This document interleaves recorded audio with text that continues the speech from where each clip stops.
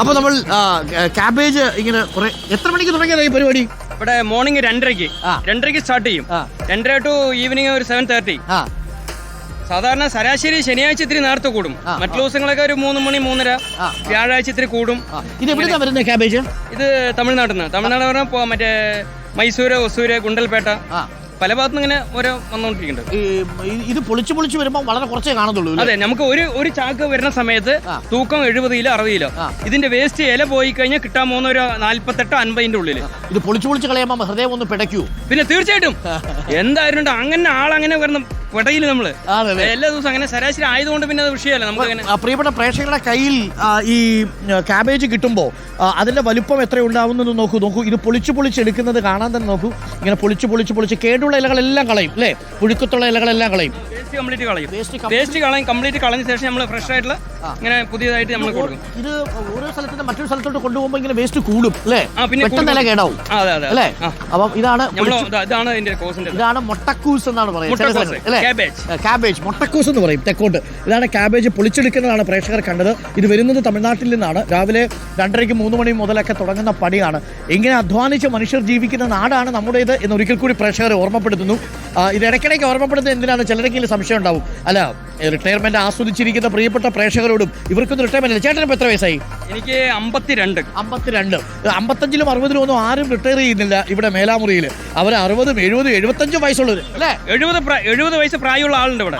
അപ്പം അങ്ങനെയാണ് നമ്മുടെ ഈ ജീവിതങ്ങൾ മുന്നോട്ട് പോകുന്നത്. ഇവർക്ക് റിട്ടയർമെന്റേ ഇല്ല എന്നുള്ളതാണ് അല്ലേ? നമസ്കാരം ചേട്ടാ.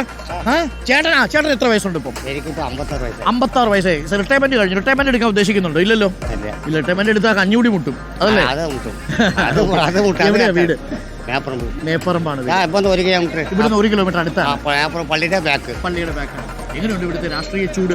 തെരഞ്ഞെടുപ്പ് LDF UDF UDF ആണ് മത്സരം. ആർക്കായിരിക്കും ഒരു സാധ്യത കാണുന്നത്? പറയാൻ പറ്റില്ല. എന്നാലും അത്യാവശ്യം നോക്കിയുടെ കോൺഗ്രസിന് ചാൻസ് ചെറുങ്ങനെ ചാൻസ് ഉണ്ട് അല്ലേ? അതെ. ഓക്കെ, അപ്പോ താങ്ക് യു. അപ്പം ഇവിടെ ലോഡ് എടുക്കുകയാണോ അതോ കയറ്റിക്കൊണ്ടിരിക്കണം? എത്ര കിലോ വരെ എടുക്കും? അത് ഒരു 95-100 കിലോ വരെ വരും. 100 കിലോ എടുക്കുമോ? 100-110 വരും. ഈ കുഞ്ഞു ശരീരത്തിൽ ചെറിയ ശരീരം 10 വയസ്സ് മുതൽ ഏറ്റാൻ തുടങ്ങിയാണ്. 10 വയസ്സുണ്ട്. വീട്ടിൽ ആരൊക്കെ ഉണ്ട്? വീട്ടിൽ ഭാര്യയുണ്ട്, മക്കളുണ്ട്. 10 വയസ്സ് മുതൽ തുടങ്ങിയതാണോ ആലോചിക്കുക? 56 വയസ്സ്, 46 വർഷം അല്ലേ? 10 വയസ്സിൽ സ്കൂളിൽ പോകാൻ പറഞ്ഞു. അങ്ങനെ ഞാൻ പോകുന്നത് അങ്ങനെ മാർക്കറ്റിൽ വന്ന് സ്കൂളിൽ പോയില്ല.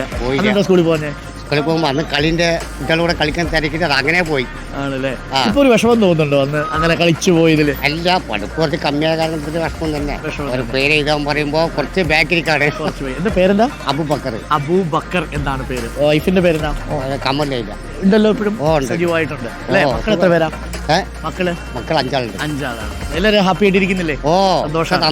ഓക്കെ, അപ്പോൾ റിട്ടയർ ചെയ്യാത്ത അബൂബക്കർ ചേട്ടനെയാണ് നമ്മൾ കണ്ടത്. താങ്ക് യു വേണ്ട. ഓക്കെ, അപ്പോൾ ചെറുങ്ങനെ എന്നാണ് പറയുക. പാലക്കാട് ഒരു ഭാഷയാണ്. ചെറുങ്ങനെ UDF സാധ്യതയുണ്ട്, ചെറുങ്ങനെ NDAക്ക് സാധ്യതയുണ്ട്, ചെറുങ്ങനെ LDF സാധ്യതയുണ്ട്. മറ്റേ ക്യാബേജ് മുട്ടക്കോസ് പൊളിക്കുന്നത് മാത്രമല്ല രാഷ്ട്രീയം പറയാനുണ്ടെന്നാണ് പറയുന്നത്. നമുക്ക് ക്യാബേജ് പൊളിക്കുന്നത് പോലെ പാലക്കാട് ആരെ പൊളിക്കും, ആരെ കാക്കും എന്നതാണ്. ആര് പൊളിയും എന്നുള്ളതാണ്. ക്യാബേജ് പൊളിക്കാൻ ചേട്ടൻ പിടിക്കണം. അപ്പം പാലക്കാട് ആര് പൊളിയും? പാലക്കാട് ആരും പൊളിയുന്നില്ല ചേട്ടാ. പാലക്കാട് വിജയം BJPക്കാണ്. അതിലൊരു മാറ്റമില്ല. നമ്മുടെ 2021 നമ്മുടെ മെട്രോമാൻ ശ്രീധർജി വന്നില്ലോ, 2ാം സ്ഥാനത്തായിരുന്നു. ഇപ്പൊ ഇനി വരാൻ പോണത് ത്രികോണ മത്സരമാണ്. ഇവിടെ ജയിക്കാൻ പോണത് BJP. അതിൽ സംശയമില്ല. ഓക്കെ, അപ്പൊ ചെറുങ്ങനെ BJPക്കുള്ള സാധ്യത